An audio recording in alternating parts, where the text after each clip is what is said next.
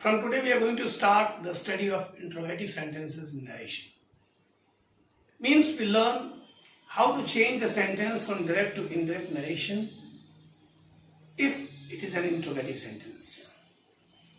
अगर आपको एक इंट्रोगेटिव सेंटेंस दिया हुआ हो तो आप उसे डायरेक्ट से इंडायरेक्ट नरेशन में कैसे चेंज करेंगे, आज हम इसको लर्न करेंगे. As you all know, my dear friends, that interrogative or interrogative sentences are of two types. One where the answer is completed in yes or no, and other where the answer is not completed in yes or no. Let's see the first condition, where the answer is completed in yes or no, or where we can answer in yes or no. See.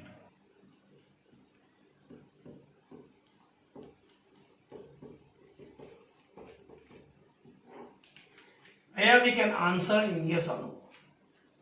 If you get a sentence like this, where we can answer in yes or no, so how will you change it into indirect?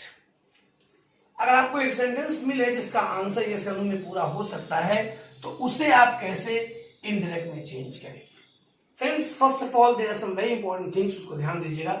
C here, let us take a sentence and then you can understand it. He said to me,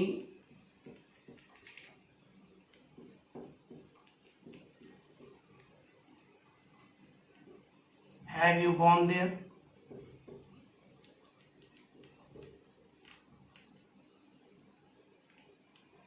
Now see, what is special in this sentence? The sentence of a reported clause or the reported speech is an interrogative sentence. मैंने आपको start में बताया था friends, जब भी कभी आपके सामने एक डायरेक्ट नरेशन का सेंटेंस हो, आप जब इनडायरेक्ट कर रहे हो तो इनडायरेक्ट में आप कभी भी अंदर के सेंटेंस के बाद फुल स्टॉप के सिवा कोई और निशान नहीं ले सकते. मीन्स सबसे पहले आपको किसी भी कीमत पर इस निशान को खत्म करना है. You have to remove this sign of interrogation from this sentence. So for removing this sign here, you have to write something special. तो इस साइन को रिमूव करने के लिए आप अब इस तरह के सेंटेंसेस में, चाहे सेट दिया हो या set two, you will write down asked here. आप यहां आस्क लिखेंगे. ये आस्क लिखने से ये निशान यहां से रिमूव हो गया. Just by writing asked here, you have removed this interrogative sign or sign of interrogation from the sentence. Now, ये हो गया, he asked me. अब देखो friends, this place where you used to write that, now you have to write if or whether here. ये जहां पर आप that लिखा करते थे, अब आप यहां पर इफ या वेदर का यूज करेंगे. इफ या वेदर दोनों में से कोई भी यूज होता है, but if is a better use. तो अगर आपने यहां पर इफ लगा दिया फ्रेंड्स, ध्यान दीजिए, अब यहां पर इफ आ गया eight the place of that. यहां आपने इंट्रोगेटिव के साइन को रिमूव किया हुआ है और ये सेंटेंस जो लिखा है इंट्रोगेटिव के स्टाइल में लिखा हुआ है. इंट्रोगेटिव में हेल्पिंग वर्ब पहले आता है, सब्जेक्ट बाद में आता है. एक एसर्टिव के सेंटेंस में सब्जेक्ट पहले होता है, इंट्रोगेटिव वर्ब बाद में होता है. तो अब आपको यहां लास्ट में you have to put a full stop, and for this it's important to change this particular sentence into an assertive. आपको इस सेंटेंस को एसर्टिव में चेंज करना पड़ेगा. सामान्य भाषा में जिसे हम कहते हैं, इसको सीधा करना पड़ेगा. तो अब ये सेंटेंस दिया है, हैव यू गॉन देयर. आप इसे सीधा कैसे करोगे? यू हैव गॉन देयर हो जाएगा. यू किससे बदलता है? यू को बदलने के लिए आपको रिपोर्टिंग क्लॉज के ऑब्जेक्ट पर आना होता है. तो यू को मी से बदलोगे तो क्या आएगा? आई आएगा.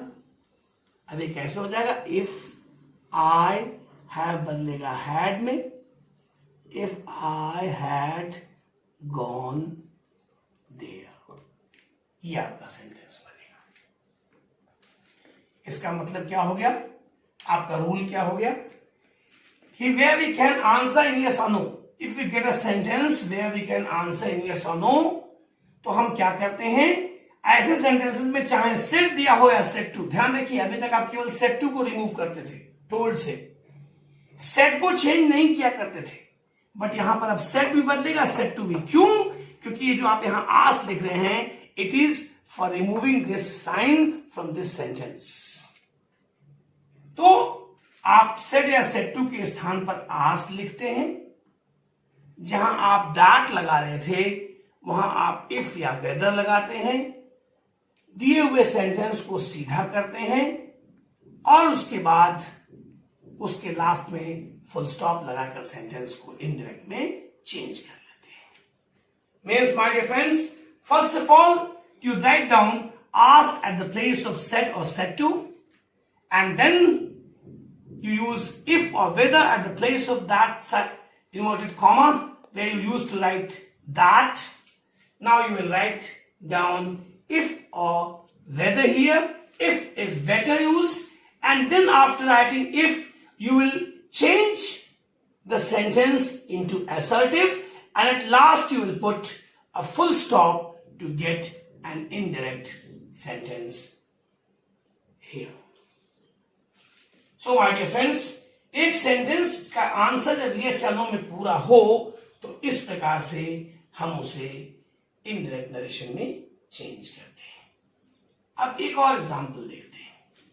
Now see the sentence,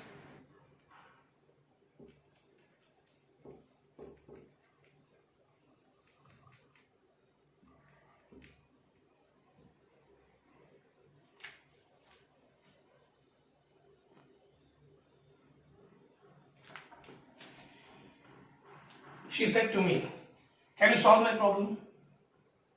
She said to me, can you solve my problem? You get a sentence like this.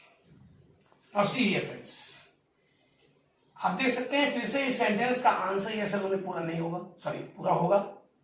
You can give the answer of this question sentence in yes or no. Now see friends, हम कैसे solve करेंगे? You have to remove this question mark from here. That's why you have to write down ask at the place of said or said to here. आपको इस question mark को यहां से remove करना है, इसलिए आप सेट सेट टू के स्थान पे आस्क लिखते हैं। She asked me, it will be like this, she asked me if, and then you have to change this you will be changed from me, and this my will be changed from she. आपको पता है इस you को हम reporting clause के object के अनुसार change करेंगे, and my will be changed according to the subject of the reporting clause. तो ये क्या हो जाएगा? She asked me if. सीधा करते हैं सेंटेंस को, you have to make it into assertive because you have to put a full stop here at last. तो आप कैसे बनाओगे? Can you solve my problem will be you can solve my problem. You will be changed according to me. She asked me if. You क्या हो जाएगा? If I could solve my, she के अनुसार क्या हो जाएगा? she के अनुसार my क्या होगा? she है तो my के लिए क्या हो जाएगा? her problem. तो ये हो जाएगा she asked me if I could solve her problem. तो फ्रेंड्स इस तरह से जब भी कोई एक ऐसा सेंटेंस आपको मिलता है जिसका आंसर यस या नो में दिया जा सकता है, उसे चेंज करने के लिए हम सेट या सेट टू के स्थान पर आस्क लिखते हैं, दैट वाले स्थान पर अब इफ लिखते हैं, बाकी सेंटेंस को सीधा करके इनडायरेक्ट में चेंज कर लेते हैं। We use ask at the place of said या set to, then by writing if we change the rest of the sentence into assertive and change the complete sentence into indirect narration. Now let us see the second part. Now for the second part, where we can't answer in yes or no, जहां हम yes या no में answer नहीं दे सकते, इस तरह के sentence को हम कैसे बनाएं जिसका आंसर yes या no में नहीं दे सकते। Let us take one example friends to understand it.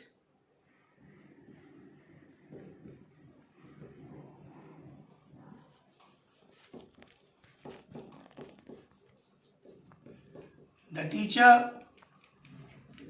said to the student,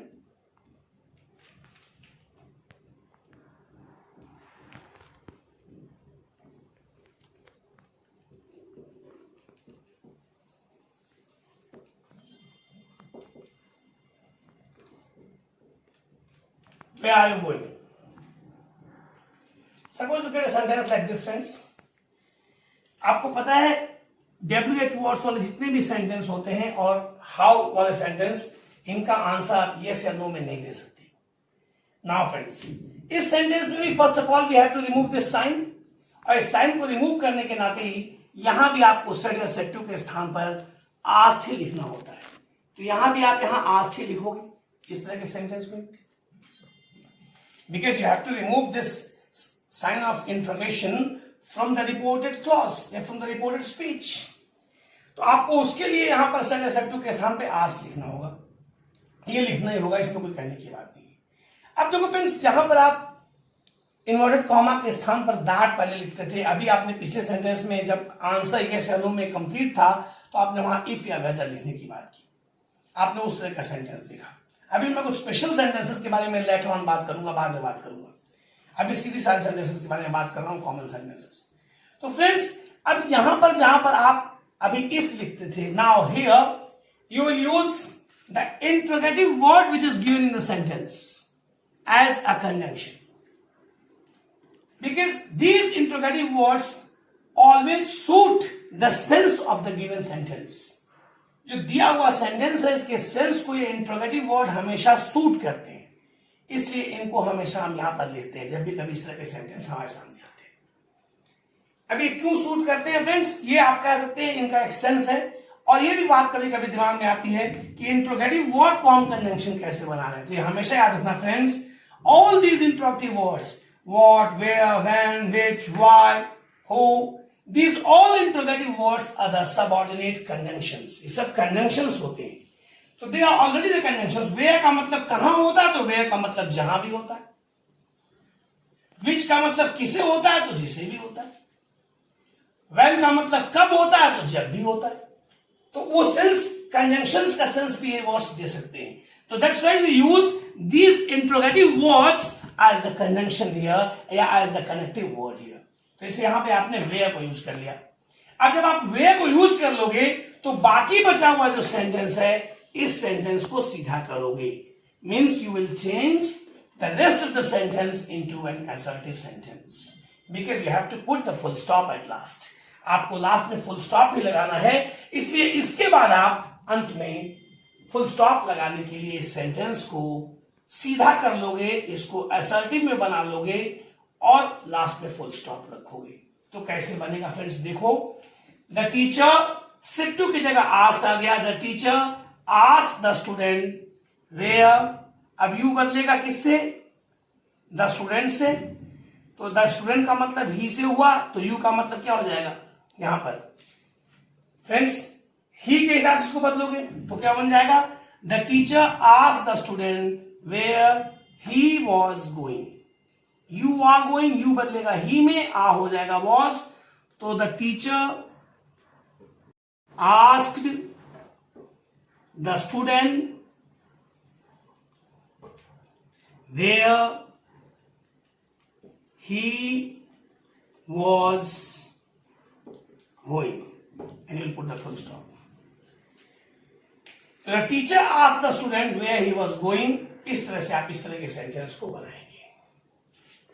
तो फ्रेंड्स, यहां भी क्या हुआ, आप सेड या सेड टू के स्थान पर आस लिखते हो.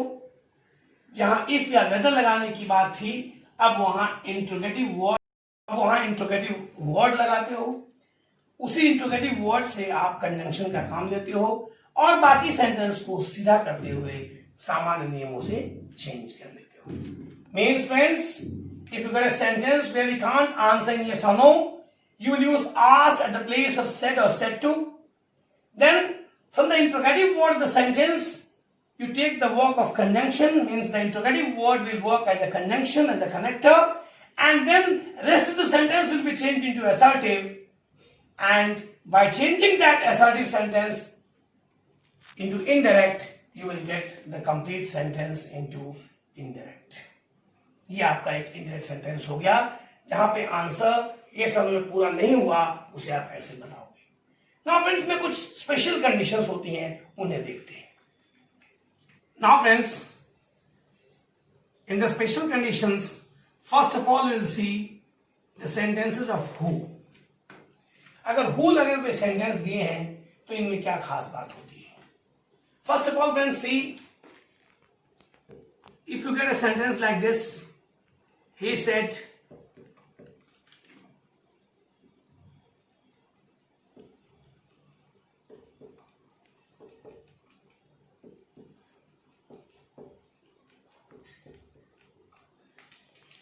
if you get a sentence like this, अगर आपको इस तरह का एक सेंटेंस मिले, he said who has taken the pen। आइए अगर हम इसको पुराने नियम से बनाए फ्रेंड्स, तो हु को हम यहां ले आएंगे।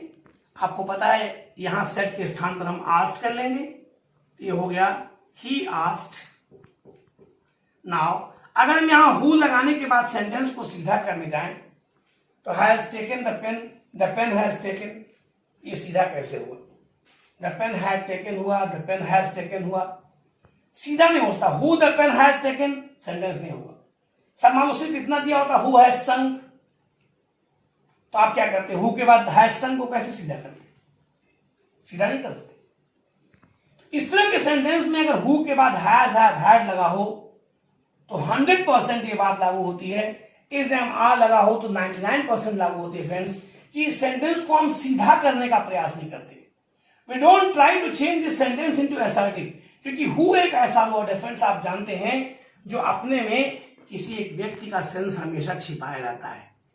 Who always you can say talks about a particular person or about some people or about many people always। तो हु में सेंस छिपा होता है फ्रेंड्स, इसलिए इस तरह के सेंटेंस को सीधा करने का प्रयास नहीं करते। आप लास्ट में फुल स्टॉप लगाओगे तो हु का सेंस अपने आप कंजंक्शन वाला यहां निकल जाएगा। तो he asked who had taken the pen, आप इसे ऐसे बना सकते हो इस सेंटेंस को। तो अगर हु के बाद हैज हैव हैड आएगा तो 100% you will follow this rule that you will not have to change the rest of the sentence into assertive। You don't try, please don't try to change it because it can't be changed। आप इसे change नहीं कर सकते। ऐसे sentence जो दिए होते हैं, इन सेंटेंसेस में फ्रेंड्स हम आगे का सेंटेंस चेंज नहीं करते, सीधे लास्ट में फुल स्टॉप लगाते हैं बाकी टेंसेबल चेंजेस को करने के साथ, and we get a sentence into indirect, हमें इनडायरेक्ट सेंटेंस मिल जाता है। एक और देख लो इस तरह का सेंटेंस और समझ जाओगे।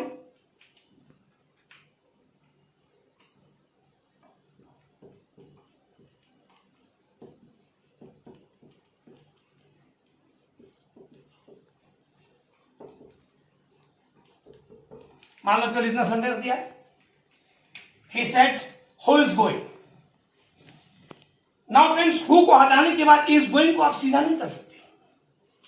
आपके पास कोई माध्यम नहीं है, कोई तरीका नहीं है। डोंट हैव एनी स्टाइल और technique to change this sentence. So तरीका क्या है? आप इस सेंटेंस को सीधे ऐसे का ऐसे बनाते हैं जैसे आपको दिया हुआ है। तो ये क्या हो जाएगा? ये हो जाता है ही सेड की जगह आप कर दोगे asked, he asked who was going, and then you put full stop like this. तो फ्रेंड्स, केवल 4-5 सेंटेंस ऐसे हैं जो इस तरह के सेंटेंस में चेंज हो सकते हैं, बाकी ये सारे सेंटेंसेस चेंज नहीं हो सकते, ये ऐसे के ऐसे बनते हैं। अभी देखते हैं उनको चेंज किनको कर सकते हैं, वो सेंटेंसेस कौन से जिनको हम चेंज कर सकते हैं। He said to me who are you. अभी देखो फ्रेंड्स, जो भी सेंटेंस इस तरह के आएंगे, जैसे दिया है who are you, who am I, who is he, who is she, who are they, बस इतने सेंटेंस हैं जिनको आप चेंज कर सकते हैं, because here who is directly connected with that word about which it is talking. Who are you में you से कनेक्टेड है, हु इज ही में ही से कनेक्टेड है, हु इज शी में ही शी से कनेक्टेड है। तो अगर एक सेंटेंस सिर्फ इतना दिया हुआ है तो ऐसे सेंटेंस में हम सेड या सेड टू के स्थान पे आस्क लिखते हैं।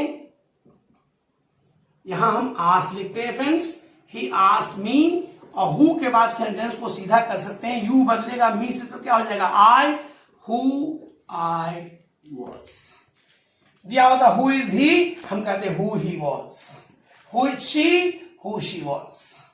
सिर्फ इस तरह के सेंटेंस हम बदल सकते हैं, who are you, who is she, who are you, who am I, who are they. बस इस तरह के 4-5 सेंटेंस जिसमें कुछ भी और नहीं कहा गया है, who is directly connected to that word, जो आगे पूछा गया बस उससे उसका कनेक्शन है। ऐसे सेंटेंस होने पर चूंकि both are giving the same sense, both are in the same connection, that's why इनको हम चेंज कर सकते हैं। ये सेंटेंस ऐसे लिखा जा सकता है, he asked me who I was, ऐसे बनता फ्रेंड्स। मान लो दिया होता he said who is she, तो क्या बनाते ही आस्क्ड, अब दिया होता मी हु शी वाज, ऐसे बन जाता।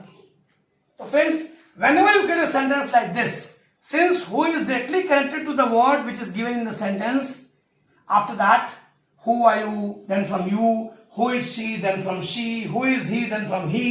That's why in these sentences you can change the pattern, you can just change the rest of the sentence after who.